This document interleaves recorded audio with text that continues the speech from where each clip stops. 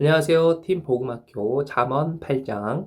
이전 영상에서는 성경을 재미있게 읽는 법을 말씀을 드렸는데, 이번에는 잠언 8장을 제가 알려드린 방법으로 묵상한 내용을 함께 나눠보도록 하겠습니다. 첫 번째는 나는입니다. 잠언 8장에서는 지혜에 대해서 이야기하고 있는데요. 우리가 흔히 지혜하면 이 생각의 사유물로 우리가 알고 있었는데, 이 잠언 8장에서는 지혜가 마치 인격을 가진 한 대상인 것처럼 설명하고 있습니다. 그래서 이 지혜는 생각하기도 하고 말하기도 하며 이리저리 돌아다니는 그런 마치 살아있는 존재처럼 그렇게 설명이 되어 있는 것이죠. 2절에 보면 그가 했는데, 이 그가가 지혜를 이야기하고 있는 거잖아요. 그러니까 지혜가 길가의 높은 곳과 내 거리에 서며, 또 나는, 내가, 이런 식으로 지혜가 마치 스스로 무엇인가를 계속 하고 있는 듯한 그런 뉘앙스를 풍기고 있습니다. 어떻게 그렇다면 이 지혜가 이렇게 마치 사람처럼 인격이 되어서 행동할 수 있는 것일까요? 이 지혜에 대한 설명이 성경에 계속 잠언 8장에 계속되어지고 있는데요. 지혜란 무엇인가? 첫 번째, 잠언 8장 1절에서 13절까지 내용을 간략하게 이야기해 보면, 이 지혜란 대상은 계속 움직이면서 말하고 있는 것이에요. 무엇을 이야기하냐면, 성문 격과 어기와 여러 출입하는 문에서 사람들을 불러서 이르되 내가 너희를 부르며 내가 인자에게 소리를 높이리라, 이렇게 이야기하고 있습니다. 그리고 계속 어리석은 자들에게 너희는 명철할지니라, 미련한 자들아 너희는 마음을 밝을지니라, 이렇게 계속 지혜를 가질 것을 촉구하고 있는 것이에요. 이 지혜의 말은 다 의롭고 그 가운데 굽은 것이나 패역한 것, 그러니까 고집스러운 것이 없다라는 것이죠. 그래서 10절에 너희가 은을 받지 말고, 그러니까 물질보다도 더 이 지혜의 훈계를 받고 금보다도 지혜에 있는 그런 지식을 습득하라고 이렇게 성경은 이야기하고 있습니다. 그리고 12절, 13절에 보면 나 지혜는 명철로 주소를 삼으며 지식과 근신을 찾아 얻나니 라고 했는데, 이것을 조금 더 풀어서 이야기해 보면 나 지혜는 명철로 집을 삼고, 그러니까 명철에 머무르고, 그리고 아이디어와 계획을 끊임없이 찾아서 얻는다라고 이야기할 수 있습니다. 그러므로 이 지혜가 끊임없이 아이디어와 계획을 찾고 또 얻고 있기 때문에, 우리가 지혜를 얻으면 우리도 삶 가운데 놀라운 아이디어와 계획을 그 지혜로부터 얻을 수 있다라는 것이죠. 13절에 여호와를 경외하는 것은 악을 미워하는 것이라 라고 이야기했는데, 하나님을 경외하는 것이 지식의 근본이라고 잠언 1장에 이야기하고 있잖아요. 그러니까 지혜를 얻고 싶다, 그리고 내가 지식을 쌓고 싶다 하면 가장 먼저 해야 될 일이 무엇일까요? 네, 하나님을 경외하는 것이 지식과 지혜의 근본인 것입니다. 그리고 두 번째, 이 지혜란 무엇인가? 15절에서 21절에 보면 이 지혜를 통해서 왕들이 나라를 다스리고, 또 관리들이 공의를 세우고, 공의를 세운다는 것은 많은 사람들의 이런 그 공적인 의를 높인다는 것입니다.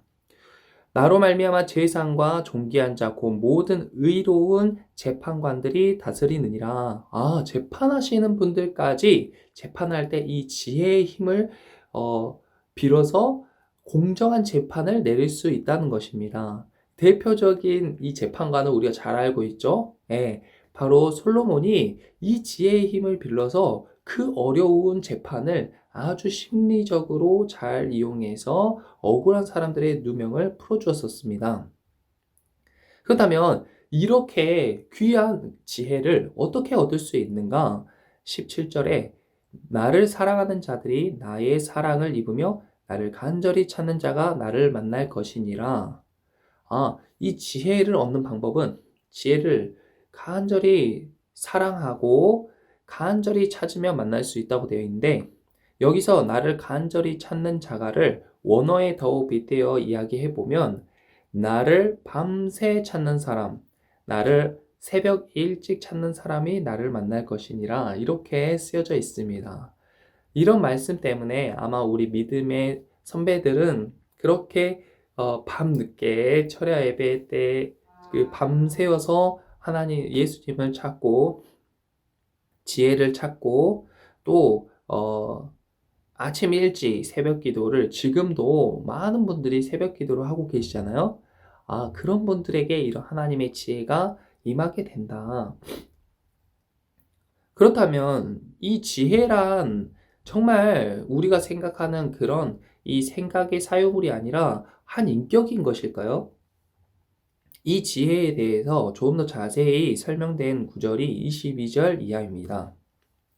여호와께서 그 조화의 시작 곧 태초에 일하시기 전에 나를 가지셨으며 이 세상이 창조되기 이전에 하나님과 함께 있었던 존재 그가 바로 지혜네요.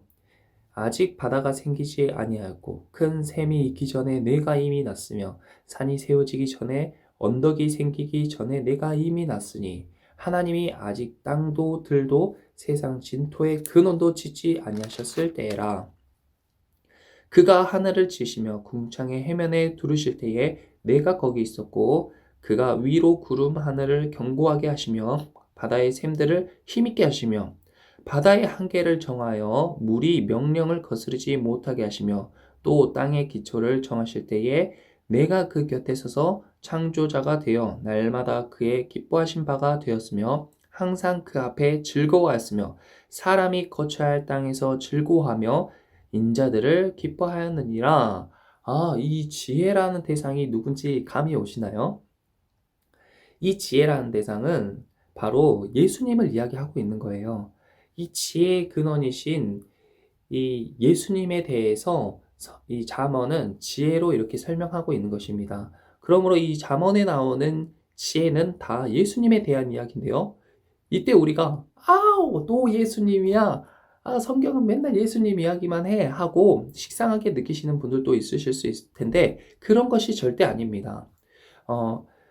팀 켈러는 이런 이야기를 했어요.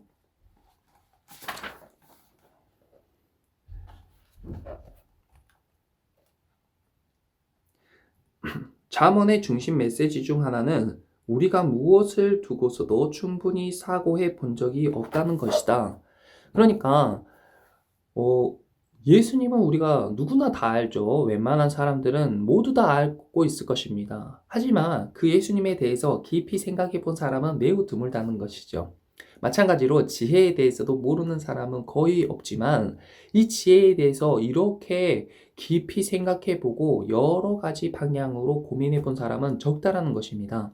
그래서 잠언을 읽을 때에 지혜와 지식에 대해서 여러 가지로 이야기하는데 이것을 그 말이 그 말인 것 같고 했던 말 또 한 것 같고 새로운 것이 없는 것 같다고 느끼는 사람은 매우 지루하고 여기에 무슨 교훈과 뜻이 있을까라고 생각할 수 있지만 다른 면에 살펴보면 이 지혜라는 내용을 이렇게까지 자세하게 묵상할 수 있을까라고 생각할 수 있는 거예요. 그리고 예수님에 대한 이야기도 또 예수님 이야기네, 또 십자가네 이렇게 느끼시는 분들은 설교나 말씀이 식상할 수 있을 텐데 왜냐하면 창세기부터 계시록까지 모든 성경은 예수님에 대한 이야기이기 때문이에요. 하지만 예수님에 대한 깊은 사유, 어떻게 예수님에 대한 이야기가 이렇게 66권이나 되는 책으로 이야기할 수 있고 이 많은 분량으로 설명할 수가 있을까? 그런데 이렇게 설명해도 다 설명할 수 없는 그런 분은 도대체 어떤 분인가 하고 궁금증을 가지고 성경을 읽고 설교를 듣다 보면 정말 그 예수님 안에 있는 지혜와 여러 가지 것들을 우리가 취할 수 있게 될 것입니다. 자, 지혜란 여기서 나는 이라고 말하는 이 지혜의 주체는 바로 예수님이구나 우리가 알 수 있었습니다. 자, 두 번째는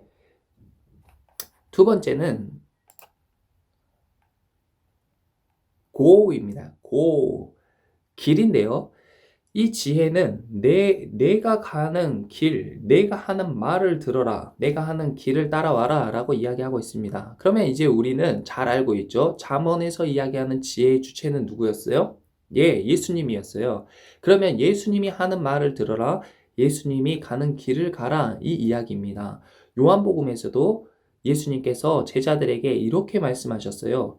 내가 곧 길이요, 진리요, 생명이니 이렇게 말씀하셨잖아요.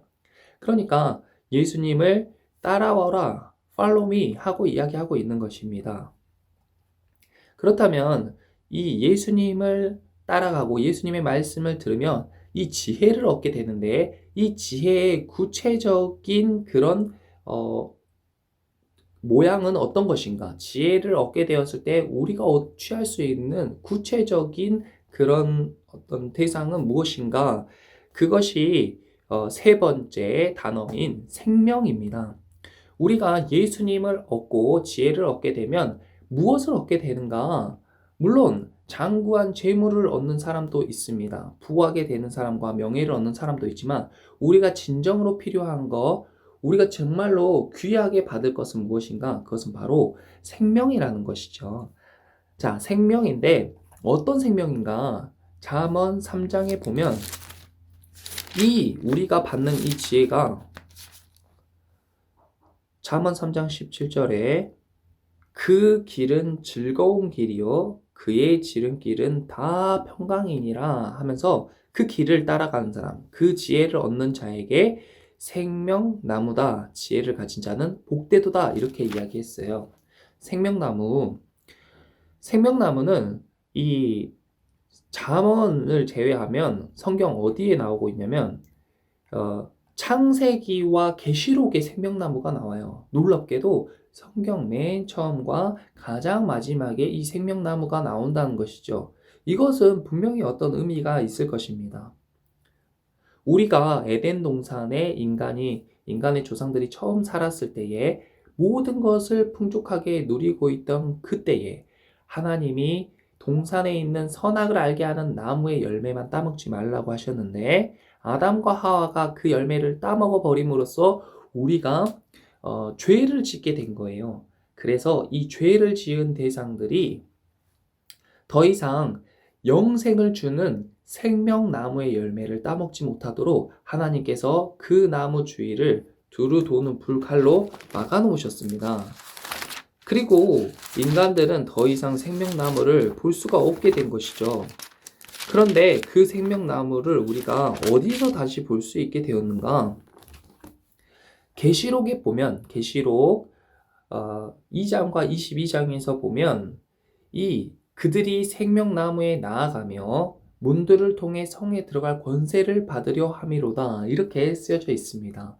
그러니까 하나님의 생명책에 기록된 사람 그리고 예수님의 심판대에서 통과한 그런 사람들은 하나님의 자녀된 사람들은 천국에 가서 생명나무를 다시 우리가 얻게 되는 그래서 우리가 영생할 수 있게 되는 그런 복을 받게 된다는 것이죠. 그렇다면 이 창세기에서 두루 도는 불칼로 생명나무를 막은 그 시점과 우리가 마지막 때의 심판 이후에 하나님의 나라에서 생명나무를 얻게 되는 그 시점 사이 우리가 살고 있는 이 역사 가운데는 그렇다면 생명나무를 취할 수 없는 것인가? 누구나 다 없다고 생각했는데 놀랍게도 그렇지가 않았다는 것입니다.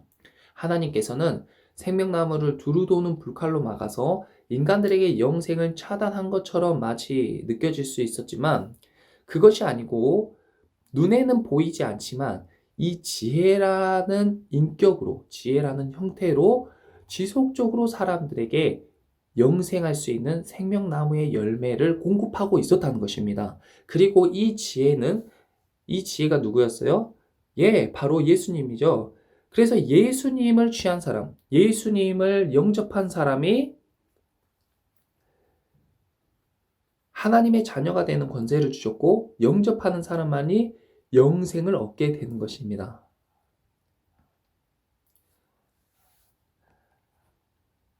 자, 마지막으로 네 번째는 복입니다. 복. 누구든지 내게 들으며 날마다 내 문 곁에 기다리며 문설주 옆에서 기다리는 자는 복이 있나니 이렇게 이야기했어요. 자, 복. 누구나 좋아하는 이 복은 도대체 어떤 복일까요? 매우 추상적이고 두루뭉술하잖아요. 이 복은 어떤 복인가? 자, 먼저 이 복을 얻기 위해서는 앞에서 이야기한 지혜를 얻는 방법과 매우 비슷합니다. 17절에 나를 사랑하는 자들이 나의 사랑을 입으며 나를 간절히 찾는 자가 나를 만날 것이다 라고 이야기했어요. 그리고 34절에 이것을 조금 더 구체적으로 이야기한 것입니다. 사랑하는 사람, 또 간절히 만나고 싶은 사람은 어떻게 행동해요? 예, 그 만나고 싶은 대상의 집 앞에 가서 기다리는 것입니다. 문설주에 서서 기다리는 것이에요. 만날 때까지 기다렸다가 잠깐 만나도 그 행복감에 감사하며 다시 다음 만남을 기약하곤 하죠. 이것처럼 하나님의 지혜를 얻고자 하는 사람은 그 지혜의 곁에 서서 계속 기다리는 겁니다. 그런 행동이 어떤 행동일까요? 네, 성경 말씀을 계속 읽어보고 또 이 교회에 가서 하나님의 말씀을 듣는 것을 즐거워하고 그렇게 찬양하기도 즐거워하고 지혜와 가깝게, 말씀과 가깝게 또 예수님과 가깝게 지내려고 애쓰는 사람들에게 지혜가 얻게 되고 또 복이 임하게 된다는 것입니다. 그렇다면 이렇게 한 사람들이 얻는 복은 어떤 복일까요? 히브리어로 복은 두 가지 이 단어를 사용하는데 첫 번째는 바락입니다. 이 바라크는 무릎을 꿇다, 함축적으로 하나님을 송축하다, 또 사람에게 은혜로 복주다 이런 뜻인데요. 그러니까 대표적으로 아브라함에게 복을 주실 때 이 바라크를 주신 거예요. 하나님께 무릎 꿇고 경배하고 예배할 수 있는 그 복을 주신 것이죠. 두 번째는 에세르인데 이 에세르는 행복이란 뜻이에요. 아, 행복하다 하는 그 행복이란 뜻입니다. 이 잠언에서 이야기하고 있는 복은 이 에세르인데 그러므로 지혜를 따르는 자, 지혜의 말을 듣는 사람, 또 지혜를 간절히 찾는 사람은 인생이 행복하게 될 것이라는 거예요. 우리가 왜 돈을 법니까? 우리가 왜 성공을 할까요? 왜 좋은 학교에 가려고 하고 좋은 직장을 가지려고 할까요? 결국에는 다 행복을 위한 것인데 이것들이 궁극적으로 정말 행복을 위해서 필요한 것이 그런 것들이 아니고 바로 지혜를 얻는 사람이 정말로 진정한 행복을 얻을 수 있다는 것이에요. 예수님을 영접하는 사람이 진정한 행복한 삶을 살게 된다는 것입니다. 그런데 이 복의 어원을 보면 무엇이라고 되어 있냐면 곧다라고 되어 있어요. 그러니까 이것은 무슨 말이냐면 지혜는 곧은 말을 한다고 했잖아요. 지혜는 8절, 잠언 8장 8절에 내 입은 다 의로운즉 그 가운데 굽은 것과 패역한 것이 없나니 라고 이야기했습니다. 그러니까 이 지혜는 정직한 것, 곧은 것을 이야기하는 거예요. 그러므로 우리도 좌우로 눈 돌리지 말고 곧장 가면은 행복한 길로 가는 것입니다. 그런데 세상은 어떻게 가르치죠? 이 상황을 잘 보고 이쪽으로 갔다가 저쪽으로 갔다가 거짓말도 쳤다가 사기도 쳤다가 이 정도는 속여도 되는 거야 라고 우리를 되려 속이고 있어요. 그래서 당장에 눈앞에 보이는 이익에 급급해서 내가 나한테 이익이 되는 길을 선택하다 보면 그것이 정말 굽고 꼬불꼬불 가다가 엉뚱한 불행한 길로 가게 된다는 것입니다. 그래서 당장에는 내가 조금 손해보는 것 같고 억울하고 화가 나더라도 곧은 길로 곧장 가면 지혜의 길로 곧장 간다면 예수님께서 나에게 말씀하신 그 길로 곧장 간다면 그것이 당장에는 속상하고 마음 아프고 억울한 길일 수 있지만 결국에는 그 길이 진정한 행복으로 가는 길이다라는 것입니다.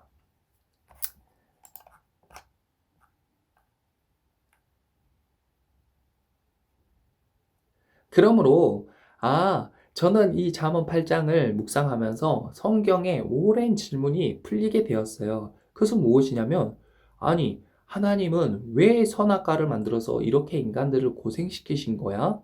왜 하나님은 아브라함에게 이삭을 바치라고 하셨지? 왜 하나님은 야곱에게 그런 고난을 주셨지? 결혼을 하려고 14년이나 고생을 해야 된다니. 모세는 40년 동안 광야에서 백성들과 함께 살았고, 또 다윗과 어, 엘리야와 엘리사와 사무엘과 이 많은 인물들은 도대체 왜 하나님께서 이렇게 허락하신 것인가? 그 이유는 바로 무엇이었어요? 우리를 행복하게 살게 하기 위해서였습니다. 그렇다면 하나님은 왜 이렇게 죄를 경멸하고 싫어하시는 거지? 그 이유는 바로 이 죄라는 것은 코로나 바이러스보다도 더 빠르게 번지면서 우리의 주변 이웃들을 불행하게 만들기 때문이에요. 나뿐만 아니라 죄는 내 주위에 퍼지면서 사람들을 모두가 다 불행하게 만듭니다. 너무 빠른 속도로요. 그래서 세상에 죄악이 찌들고 많아질수록 이 불행의 기운도 점점 더 퍼지고 있는 것이죠. 그러므로 우리 크리스찬이 말씀을 묵상하고 말씀을 읽으며 지혜의 말을 듣고 지혜의 길을 따르며 세상의 행복함을 전파하는 그런 크리스찬이 되어야겠습니다. 예수님 믿으면 행복하고 예수님을 전파하면 그 행복이 이웃들에게도 고스란히 그대로 전파되는 것입니다. 그렇다면 오늘도 성경을 묵상하는 여러분들 즐겁고 행복한 하루 보내시길 바라며 남은 잠언 9장에서 15장까지 잘 묵상해 보시고 다음 주에 또 만나도록 하겠습니다. 안녕.